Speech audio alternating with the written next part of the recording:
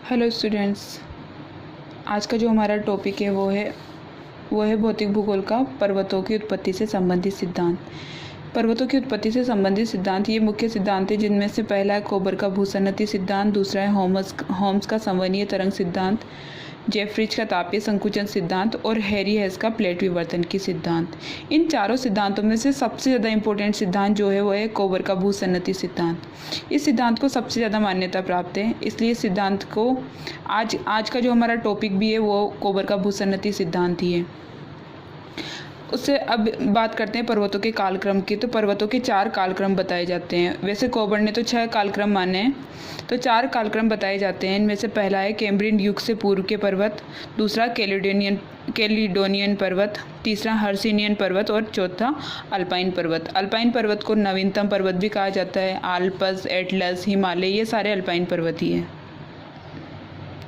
तो हमारा सिद्धांत है कोबर का पर्वतों की उत्पत्ति से संबंधित भूसन्नति का सिद्धांत।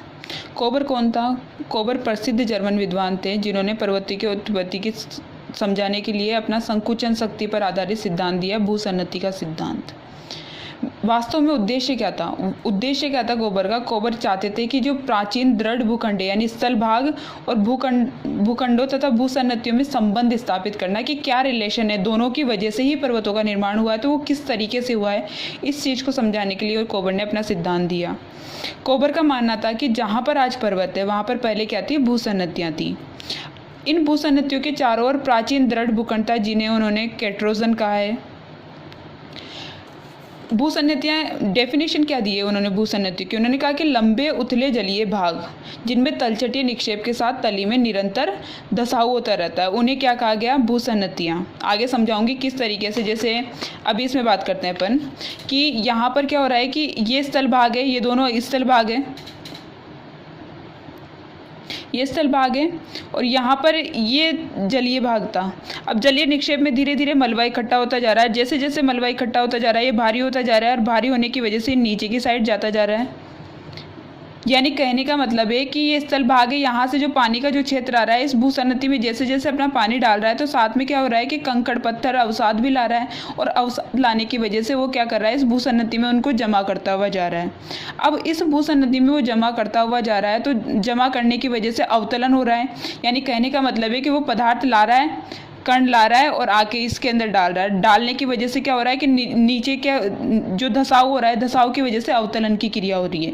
यानी बार बार दबाव पड़ रहा है, तो दबाव की वजह से वो नीचे की गहरी होती जा रही है भूसन्नतियाँ। तो निरंतर अवसादीकरण की क्रिया के कारण, अवसाद जमा होते जाने के कारण अवतलन की क्रिया होती है, और अवतलन की क्रिया के फलस्वरूप तली में क्या हो जाता है?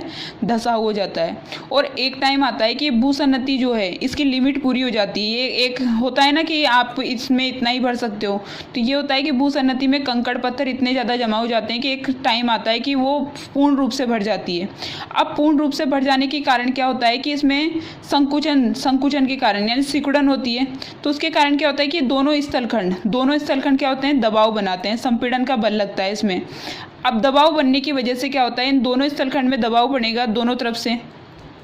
अब दोनों तरफ से दबाव पड़ने की वजह से क्या होगा? संपीड़न बल जब दोनों तरफ से लगेगा तो यहाँ पर जो मलबा इकट्ठा हुआ था, इस भूसन्नति में जो मलबा इकट्ठा हुआ था, उसमें दबाव पड़ने की वजह से जो किनारों का जो मलबा था वो क्या हो जाएगा? ऊपर उठ जाएगा। ऊपर उठ जाने की वजह से वलित पर्वतों की उत्पत्ति हो जाएगी। अब कोबर ने ये कहा है कि जो ये वलित पर्वत बनते हैं वो कैसे बनते हैं? क्योंकि वो संपीड़न का बल इतना अधिक भी नहीं है कि वहाँ पर वलित पर्वत पूर्ण रूप से पूरे वलित पर्वत बन जाए। उन्होंने कहा कि संपीड़न बल थोड़ा ही है, जिसकी वजह से केवल किनारों पर वलित पर्वतों की उत्पत्ति होती है और बीच का भाग समतल रह जाता है। तो जहाँ पर किनारों पर वलित पर्वतों की उत्पत्ति होती है उन्होंने नाम दिया है रेंडकेटेन। आगे देखेंगे अपन इसमें। और जो बीच का जो भाग है वो समतल रह जाता है, उसे उन्होंने कहा है स्वासिनबर्ग या मध्यपिंड। इनका जो पूरा सिद्धांत समझाने का जो तरीका था वो मुख्य रूप से योगदान देता है मध्यपिंड के मद्देनजर रखते हुए उन्होंने अपने सिद्धांत की सत्यता को बताया है। तो यहाँ अपन ने देखा कि किस तरीके से भूसन्नतियों में तलछट जमा होता है, दबाव पड़ता है। तो आगे देखते हैं कि पर्वत निर्माण की पहली अवस्था को भूसन्नति अवस्था कहा है। पर्वत निर्माण की पहली अवस्था भूसन्नति अवस्था कहलाती है। प्रत्येक भूसन्नति के किनारे पर दृढ़ भूखंड होते हैं जिन्हें कोबर्ड ने अग्रदेश कहा है। यानी ये भूसन्नति है और इसके दोनों तरफ एक दृढ़ भूखंड है। ये दोनों दृढ़ भूखंड क्या कहलाते हैं? अग्रदेश। इन दृढ़ भूखंडों के अपरदन से प्राप्त मलबा का नदियों द्वारा भूसन्नति में धीरे धीरे जमाव होता रहता है और ये क्रिया अवसादीकरण कहलाती है। अभी आपको थोड़ी देर पहले बताया था डायग्राम के थ्रू। इसके कारण भार में वृद्धि होने से भूसन्नति की तली में लगातार धसाव होता जाता है और धसाव हो जाने के बाद अवतलन की क्रिया होती है। अवतलन की क्रिया के लंबे समय तक चलते रहने के कारण भूसन्नतियों की गहराई बहुत अधिक हो जाती है तथा बहुत अधिक मलबे का निक्षेप हो जाता है। और जब ये भूसन्नतियाँ पूर्ण रूप से बढ़ जाती है तो इनमें संकुचन शक्ति लगती है और संकुचन शक्ति से उत्पन्न क्षैतिज संचलन के कारण भूसन्नति के दोनों अग्रदेश एक दूसरे की ओर खिसकने लगते हैं। संकुचन शक्ति से जो उत्पन्न क्षैतिज संचलन है, यानी संकुचन या सिकुड़न हुआ, सिकुड़ने की वजह से क्या हुआ कि दोनों तरफ से फोर्स लग रहा है, दोनों तरफ से फोर्स लग रहा है इसमें। जैसे क्षैतिज संचलन से मतलब ये है कि जो पूर्व पश्चिम वाला जो संचलन होता है, यानी इधर से इधर आ रहा है, और जो ऊर्ध्वाधर संचलन होता है वो होता है उत्तर से दक्षिण। तो अपन यहाँ पर क्षैतिज संचलन की बात कर रहे हैं कि दोनों तरफ से फोर्स पड़ रहा है। तो आगे बात करते हैं, एक दूसरे की ओर खिसकने लगते हैं जिससे संपीड़ात्मक बल के कारण भूसन्नति की तलछट में सिकुड़न तथा मोड़ पड़ने लगते हैं, जिस कारण मलबा वलित होकर पर्वतों का रूप धारण कर लेता है। भूसन्नति के दोनों किनारों पर दो पर्वत श्रेणियों का निर्माण हो जाता है जिन्हें कोबर्ड ने रेड केटेन कहा है। देखिए, जिन्हें कोबर्ड ने क्या कहा है? रेड केटेन कहा है। इस डायग्राम के थ्रू समझिए कि ये दो स्थल भाग है, यानी अग्रदेश है ये दोनों भाग। अब यहाँ पे क्या हो रहा है कि ये भूसन्नति है, अब इस भूसन्नति में क्या हो रहा है? निरंतर तलछट वगैरह जमाव हो रहा है इसमें, और जमाव होने की वजह से संकुचन शक्ति के कारण, यानी ये सिकुड़ रही है, सिकुड़ने की वजह से दोनों तरफ से फोर्स लग रहा है इसमें। अब दोनों तरफ से फोर्स लगने की वजह से ये जो मलबा इकट्ठा हुआ है उस मलबे के किनारों पर फोर्स पड़ रहा है, और किनारों पर फोर्स पड़ने की वजह से वलित पर्वतों की उत्पत्ति हो रही है। वलित यानी वलन वाले पर्वत। अगर आप चलो एक एग्जाम्पल देते हैं इसमें आप कोई भी फ्लेक्सिबल चीज़ ले लीजिए, जैसे रबड़ है, तो अगर फ्लेक्सिबल चीज़ को अपन लेते हैं तो फ्लेक्सिबल चीज़ को जब उसके ऊपर दोनों तरफ से फोर्स लगाते हैं तो दोनों तरफ से फोर्स लगाने की वजह से उसकी कर्व जैसी संरचना बन जाती है। अब कर्व जैसी संरचना को यहाँ पर वलन कर रहे हैं। उसी तरीके से यहाँ पे हुआ कि जो तलछट वगैरह हुई, आप इसका एग्जाम्पल क्ले से भी ले सकते हैं। आप क्ले को यूज़ करके देखिए, एक बार हाथ में लेके क्ले को देखिए और उसको एक मुट्ठी में दबाइए, तो दबाने से आपको पता चलेगा कि आपके फिंगर के बीच में से वो क्ले अलग से निकल रही है। तो इसी तरीके का दबाव यहाँ पर पड़ा।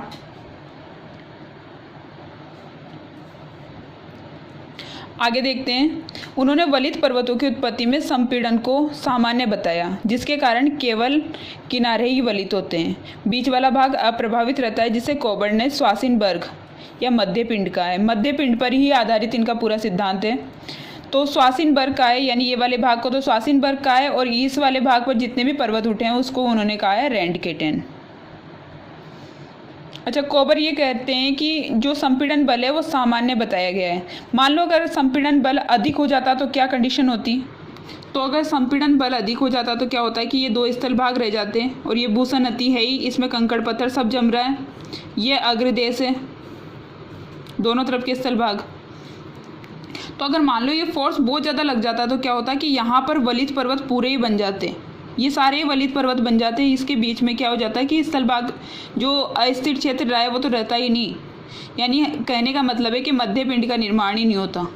तो इसकी वजह से उन्होंने अपने सिद्धांत को सही बताने के लिए उन्होंने ये बताया कि जो संपीड़न बल लग रहा है ना वो ज़्यादा नहीं लग रहा, ज़्यादा लगेगा तो वलित पर्वत ही बन जाएंगे, तो इसलिए उन्होंने कहा है कि कम लग रहा है ये संपीड़न बल। अगर इसके एग्जाम्पल्स की बात करें तो टेथिस भूसन्नति के उत्तर में यूरोप का स्थल भाग और यूरोप का स्थल भाग तथा दक्षिण अफ्रीका का दृढ़ भूखंड के आमने सामने सरकने से अल्पाइन पर्वत श्रृंखला का निर्माण हुआ है। जैसे ये देखिए, यूरोप है, यूरोप इसके बीच में 33 भूसन्नति है। तो यूरोप का ये भाग है, इसका दक्षिण भाग नीचे की ओर खिसक रहा है, और अफ्रीका का ये जो भाग है ऊपर वाला भाग है उत्तर की ओर खिसक रहा है। अब जब ये दोनों इस 33 भूसन्निधि में मलबा निक्षेपित जमाव हो गया। अब ये दोनों फोर्स लगा रहे हैं, यानी अफ्रीका तो ऊपर की साइड खिसक रहा है, यूरोप दक्षिण की ओर खिसक रहा है, तो उसकी वजह से इनके किनारों पर पर्वतों का निर्माण होता है। जैसे अगर अपन बात करते हैं तो यूरोप के यहाँ पर पर्वतों का निर्माण होता है, आल्प्स, बाल्कन, काकेसस पर्वतों का निर्माण हो जाता है जो कि नवीनतम पर्वत माने जाते हैं। और अफ्रीका के यहाँ पर एटलस पर्वत, जो अफ्रीका का सबसे ऊंचा पर्वत भी माना जाता है, एटलस पर्वत सबसे नवीनतम पर्वत भी माना जाता है। एटलस पर्वत के बाद एपिनाइन्स पर्वत आदि। उसके बाद हम हमारे प्यारे भारत की भी बात कर लेते हैं। यहाँ पर हिमालय श्रृंखला है और बीच में तिब्बत का पठार आ जाता है और यहाँ पे कुनलुन श्रेणी आ जाती है। तो ये इसलिए बोला जाता है कि क्योंकि ये जो प्रायद्वीपीय पठार, ये जो भाग है, यहाँ पर बीच में क्या आई, भूसन्नति आई, 33 भूसन्नति आई। तो नीचे से ये हम आपको पता होगा कि वेगनर का अपन ने सिद्धांत पढ़ा है, उसके अंदर क्या हुआ था कि जो भारत है, भारत यहाँ से निकलते हुए ऊपर की साइड गया था, प्रायद्वीपीय भारत। तो इसका ये वाला भाग और बीच में क्या थी, 33 भूसन्नति थी। और 33 भूसन्नति में जब ये नीचे से इंडियन प्लेट ऊपर उठ के गई, ऊपर तो एशियन प्लेट थी और नीचे इंडियन प्लेट थी और बीच में 33 भूसन्नति थी। तो क्या हुआ कि इंडियन प्लेट भारी होने की वजह से दबाव बना रही है हल्की प्लेट पर, तो जैसे ही ये गई तो वहाँ पर क्या हुआ कि बीच में जो तलछट था उन पर दबाव पड़ा और किनारों पर पर्वतों की उत्पत्ति हो गई। तो नीचे वाले किनारे पर तो हिमालय पर्वतमाला बन गई और ऊपर वाले किनारे पर क्या बन गई, कुनलुन श्रेणी। अब बात करते हैं हिमालय की उत्पत्ति। इसके लिए कोबर ने बताया है कि पहले जहाँ पर हिमालय वहाँ पर पहले 33 सागर था, जिसके उत्तर में अंगारा लैंड और दक्षिण में गोंडवाना लैंड था, अग्र देश के रूप में थे।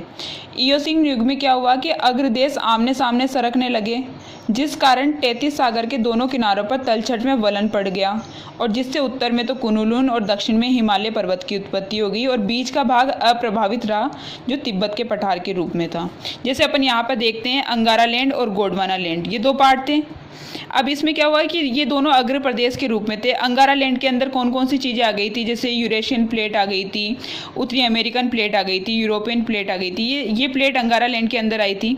और गोंडवाना लैंड के अंतर्गत आया था दक्षिण प्रायद्वीपीय पठारी भाग, मेडागास्कर, दक्षिण अमेरिका, ये वाला पार्ट आया था। तो उसमें से अपने यहाँ पर जो हिमालय पर्वत की उत्पत्ति हो रही है उसको सिद्धांत को समझाने के लिए बताया कि गोंडवाना लैंड का जो दक्षिण प्रायद्वीपीय भाग आया, दक्षिण प्रायद्वीपीय भाग और ऊपर यूरेशियन प्लेट, इन दोनों प्लेटों में जब ये दोनों प्लेटें आमने सामने खिसकने लगी, यानी बीच में 33 भूसन्नति थी, उसमें मलबा तलछट जमा हुआ, तो ये दोनों प्लेटें क्या हुई कि आमने सामने खिसकने लगी। और जैसे आमने सामने खिसकने लगी तो ये अग्र देश के रूप में आमने सामने खिसकने लगी, तो यहाँ पर क्या हुआ, वलित पर्वतों की उत्पत्ति हो गई। देख रहे हैं आप, वलित पर्वतों की उत्पत्ति हो गई, जिसकी वजह से उत्तर में तो कुनलुन श्रेणी बन गई और दक्षिण में हिमालय पर्वत श्रृंखला बन गई। हालांकि इस सिद्धांत को सबसे ज़्यादा मान्यता प्राप्त है, लेकिन हर सिद्धांत की कुछ ना कुछ तो आलोचनाएं होती है, कुछ ना कुछ तो कमियां उसमें रहती है। तो इस सिद्धांत की भी कुछ आलोचनाएं हैं। पहली आलोचना, कोबर द्वारा बताया गया संकुचन शक्ति पर आधारित बल, जिसे हम संपीड़न बल कर रहे हैं, पर्वत निर्माण के लिए उपयुक्त नहीं है, कि इस बल की वजह से पर्वत नहीं बन सकते, ऐसा कहा जाता है।